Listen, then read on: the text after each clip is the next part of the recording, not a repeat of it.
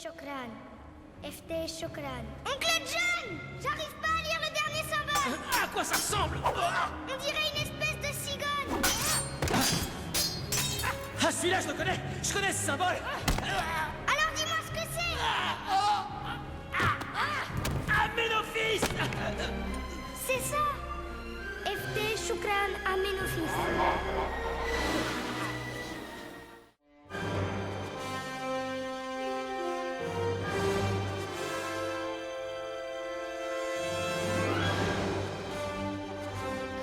Bonjour à tous, alors pour cette seconde vidéo, on a décidé de vous parler du retour de la momie sur PS2. Alors pour ceux qui ne savent pas, ce jeu est repris du film du même nom, retraçant la vie de deux archéologues. Pour résumer l'histoire des films, après avoir atteint la Cité des Morts, un groupe d'archéologues découvre le livre des morts ainsi que divers objets. Un soir où ils s'ennuyaient, Rick O'Connell et Evie décident de voler le livre des morts et de le lire à haute voix, ce qui a permis de faire revivre Imhotep, une momie qui a pour seul but de faire ressusciter sa bien-aimée Anck-Su-Namun et par la même occasion détruire le monde. Après avoir absorbé l'âme de 4 archéologues, Imhotep est régénéré, il kidnappe Evie et décide de retourner à la Cité des Morts pour le rituel. Rick et le frère d'Evie partent à sa poursuite, lient une incantation dans un livre découvert au même endroit pour rendre Imhotep mortel. Je comprends pas le dernier symbole! À quoi il ressemble? C'est un oiseau, une cigogne! Amenophis! Ah oui, c'est ça! Ce qui permettra à Rick de tuer la momie. Dans le second film, Rick et Evie se sont mariés et ont eu un enfant prénommé Alex. Sinon, un groupe de débiles n'ont rien trouvé d'autre à faire que déterrer Imhotep, de le ressusciter pour qu'il puisse affronter le roi Scorpion et ainsi détruire le monde. Faudrait vraiment m'expliquer l'intérêt pour eux de faire ça. Après ce second volet, un film sur le roi Scorpion est sorti, ainsi qu'une suite, le roi Scorpion 2. Une série animée La Momie a également été réalisée où Imhotep revient à la vie pour la 3e fois. Un quatrième volet est en préparation et s'intitulera La Momie 4 Rise of the Aztec. Il se déroulerait en Amérique du Sud et serait le début d'une nouvelle trilogie.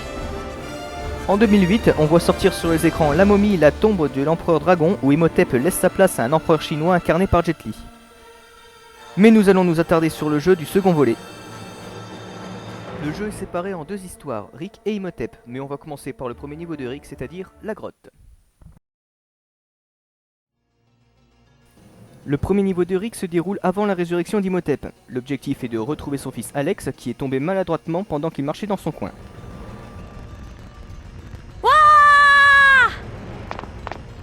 Alex, tout va bien?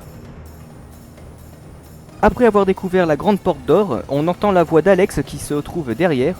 Pour l'ouvrir, il faudra trouver 4 rubis. Voilà, ça n'a pas l'air trop difficile, Alex. Ben si c'est pas difficile, vas-y, moi je t'attends ici. Pour les obtenir, il vous faudra traverser une caverne sans point de repère où l'on tourne en rond sans arrêt puisque les développeurs n'ont pas trouvé l'utilité de mettre une carte pour nous aider.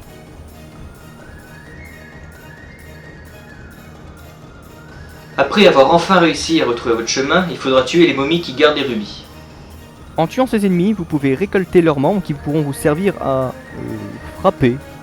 Bon après ce n'est pas le seul truc bizarre, hein, car il y a pire comme par exemple les scorpions ninja qui esquivent beaucoup et s'arrangent toujours pour être derrière vous ainsi que cette cinématique.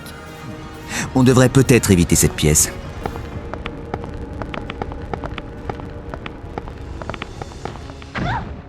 On vous l'armée? On devrait peut-être éviter cette pièce.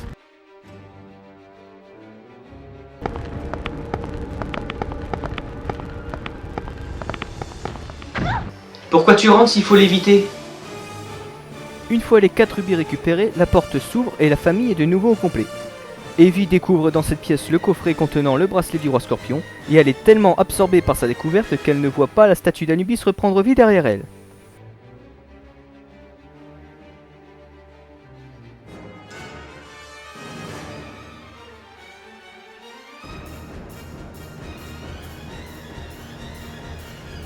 Après l'avoir tué, on a le droit à une cinématique pleine d'humour. Rentrons chez nous, Rick. Vraiment, je veux rentrer chez nous. Tu es sûr? Cet endroit est parfait. Du sable, des scorpions, des araignées. Ah, ça me fend le cœur de devoir partir.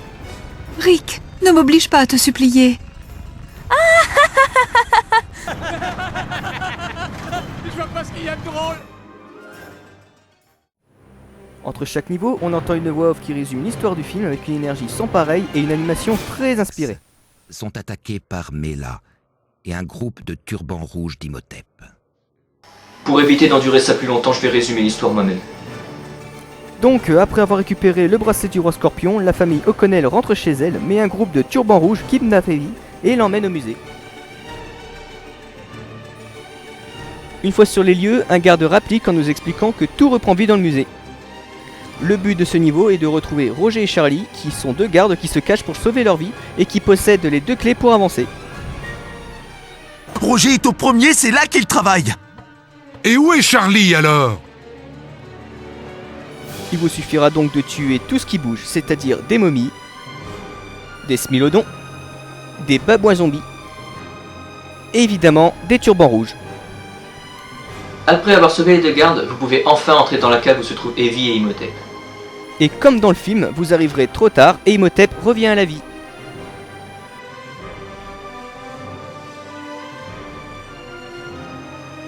Comme je l'ai dit précédemment, on peut contrôler soit Rick soit Imhotep. Puisqu'Imhotep ressuscite dans le musée, on peut commencer à le contrôler ici.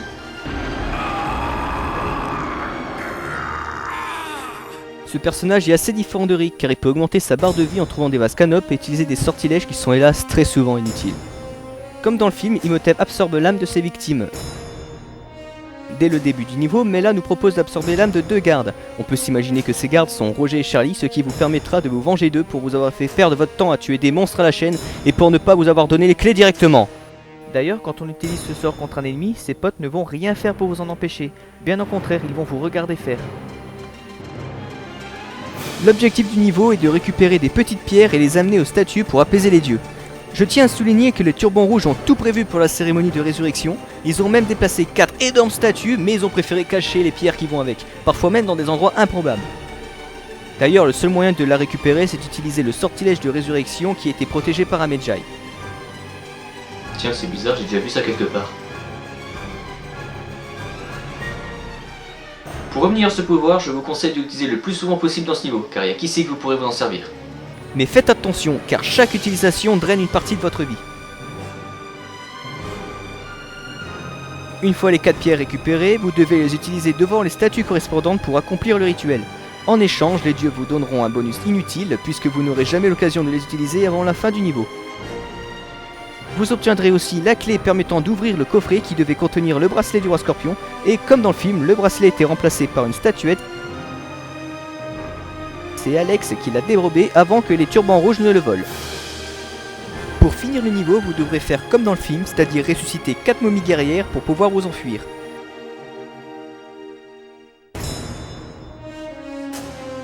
Contrairement à la partie de Rick où il vous faudra les tuer.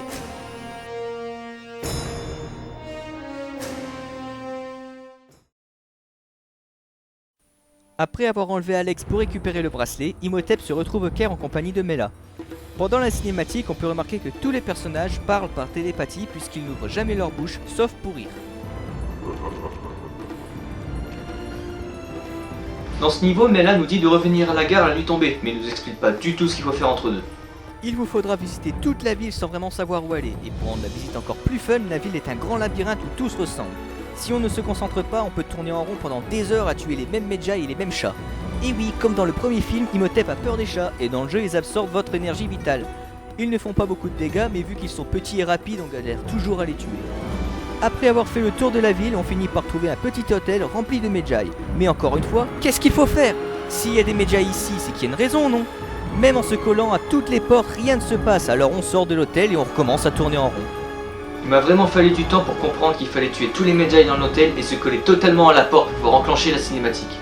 Si on ne se rapproche pas suffisamment, rien ne se passe. Après la cinématique, vous devez tuer tout le monde pour découvrir un vase canope qui contient un nouveau sort, la malédiction mortelle. Vous ne vous servirez quasiment jamais de ce sort. D'accord, il tue vos ennemis, mais il diminue aussi votre vie. Alors autant prendre les âmes des ennemis, ça a le même effet et ça restaure votre santé. Une fois la nuit tombée, vous devrez rentrer à la gare, tuer les Medjay qui s'y trouvent et vous vous retrouverez une fois de plus en face d'Ardès. Il vous faudra résister contre les Medjay jusqu'à ce que le train parte, mais c'est loin d'être compliqué. Il suffit de prendre les âmes de tout le monde. D'ailleurs, on peut remarquer ici un nouveau bug. L'intelligence artificielle arrive à contrôler que 2 ou 3 ennemis à la fois, mais pas plus. Pourtant, il y a beaucoup plus d'ennemis à l'écran. Le reste se contente de rester immobile et de regarder les autres se faire tuer.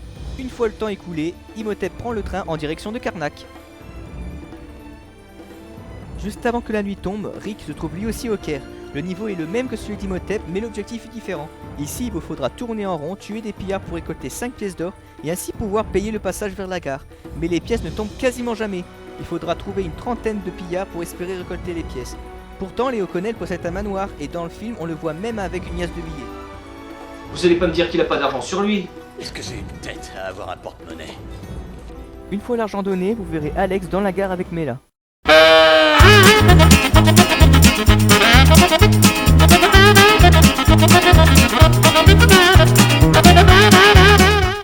La nuit tombée, il faudra retourner à la gare où vous rencontrerez des zombies créés par Imhotep, mais on peut facilement les éviter en courant sans s'arrêter. Ça évite de prendre des dégâts avec des combats inutiles car une fois à la gare, il y aura pas mal d'ennemis à tuer avant de pouvoir atteindre le train. Quand vous y arriverez, vous verrez Alex à côté d'Imhotep qui vous explique où il se dirige. Pourtant Imhotep est juste à côté de lui mais il ne fait rien du tout pour l'empêcher de parler, ce qui leur aurait permis de se débarrasser de Rick sans pour autant le tuer. Niveau suivant, Karnak. Après avoir quitté le Caire, Imhotep se dirige vers Karnak pour pouvoir ressusciter Anck-su-namun. Ce niveau est très court et très facile, on avance en tuant tous les ennemis qu'on croise, c'est-à-dire des pillards, encore ces scorpions ninja de merde, et des spectres. On trouve un nouveau vase canop avec un nouveau sortilège qui ne sert à rien à part faire tournoyer des petites flammes sur votre corps et vous faire ressembler à un sapin de Noël.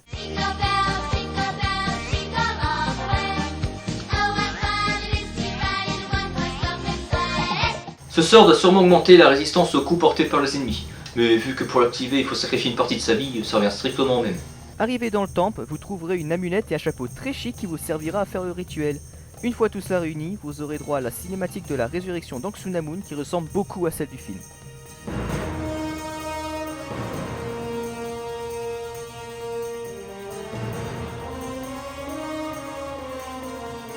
Niveau suivant, la jungle. Comme dans le film, après avoir quitté Karnak, tous les personnages se retrouvent dans la jungle pour se diriger vers la dernière étape qui est la pyramide d'or. Ce niveau est en fait un niveau de plateforme, on doit juste avancer, mais je tiens à souligner un point. Dans ce jeu, il y a la touche carré qui a beaucoup trop de fonctions. Si vous ne bougez pas, elle vous sert à bloquer. Si vous êtes près d'un obstacle, elle vous sert à escalader. Et enfin, si vous courez et que vous appuyez dessus, elle vous permettra de sauter si vous atteignez un bord. Ça peut sembler normal, mais dans certaines zones, cela devient très vite chiant car le personnage essaiera de grimper au lieu de sauter par exemple. Un autre défaut qui ne posait pas trop de problème dans les niveaux précédents, c'est la caméra. Il est impossible de déplacer la caméra, alors pour les passages de plateforme c'est très vite énervant. Il vous faudra parfois utiliser votre instinct ou faire tourner votre personnage en espérant que la caméra suive.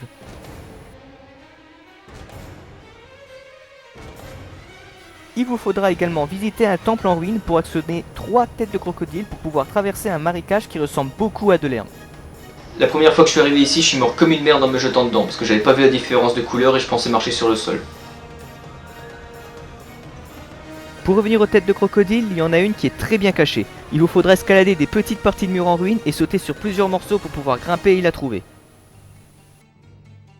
Non mais sérieusement, quand on passe près de ça, vous aurez pensé à monter sur des trucs qui semblent être là juste pour décorer? Enfin bref, vous trouverez un autre vase canop contenant un pouvoir qui vous permet de rugir et faire décoller les pygmées. Vous rencontrerez 2 fois Hardès, une fois dans la jungle et une autre fois juste avant la pyramide d'or. Mais bizarrement vous serez content de le voir car ça vous permettra de récupérer de l'énergie grâce au Medjay qui l'accompagne. Pour la partie de Rick c'est exactement la même chose, le niveau est identique. Il faut actionner les mêmes têtes de crocodile et courir sur les mêmes ponts. Les seules différences ce sont les cinématiques, le chemin ouvert par les têtes de crocodile et enfin le niveau de sauvetage d'Alex. Il y a un point que j'aimerais éclaircir. Hardès nous dit qu'il va nous aider mais on le voit jamais dans le niveau avec nous. Alors où est-il ? Enfin bref, pour continuer avec les cinématiques du niveau, on peut repérer un clin d'œil au film avec la dynamite.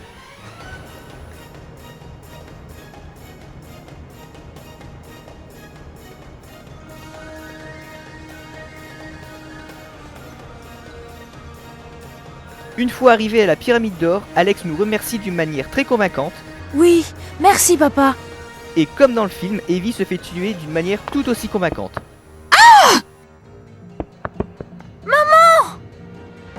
Evie! Non! La pyramide est le dernier niveau avant le boss.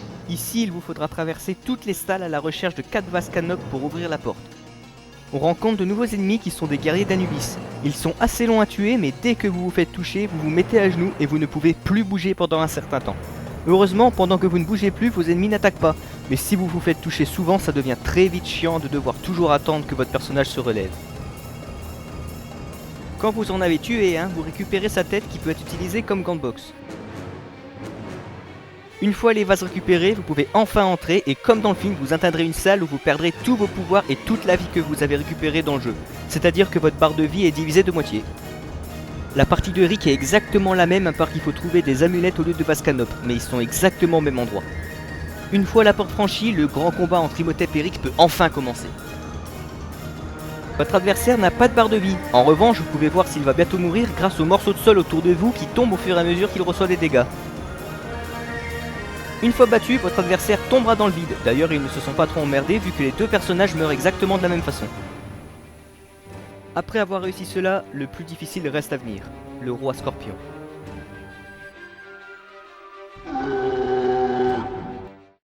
Ce boss est ultra difficile. Au début cela paraît simple puisqu'il faut qu'il vous suive et percute des colonnes, mais ensuite ça se complique très vite. Après les avoir fait percuter, il vous fera tomber des stalactites sur la tête et libérera un nombre aléatoire d'items de soins.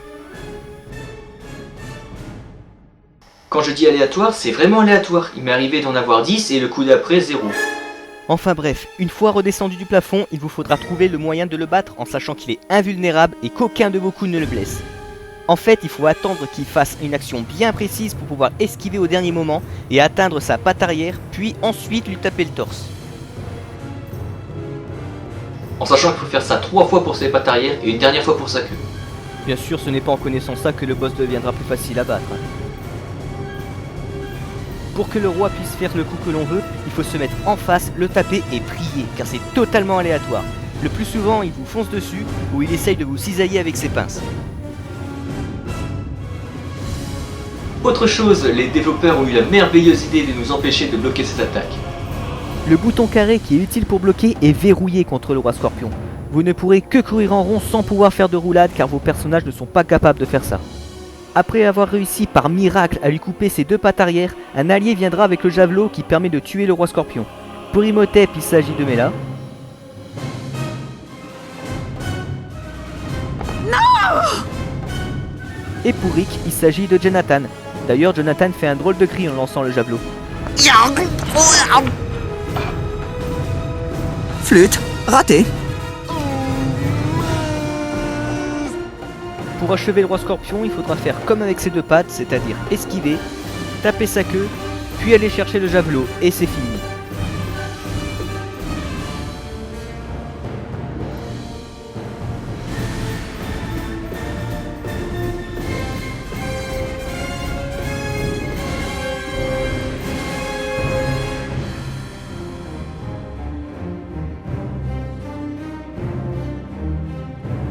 On a le droit pour les deux personnages à de superbes cinématiques de fin, c'est-à-dire des images, le même mec qui parle avec une voix super énergique, et c'est tout. Bien entendu, les cinématiques sont différentes selon Imhotep et Rick. Bon, on pouvait pas s'attendre à quelque chose d'exceptionnel d'un jeu à licence, hein. Mais il faut reconnaître que les développeurs ont fait des efforts avec les graphismes et avec la modélisation de certains ennemis comme le roi Scorpion. En revanche, niveau son et bruitage, c'est vraiment horrible, c'est pour ça qu'on a préféré mettre les musiques du film plutôt que vous laisser subir ça pendant toute la vidéo, comme par exemple ce passage avec Rick.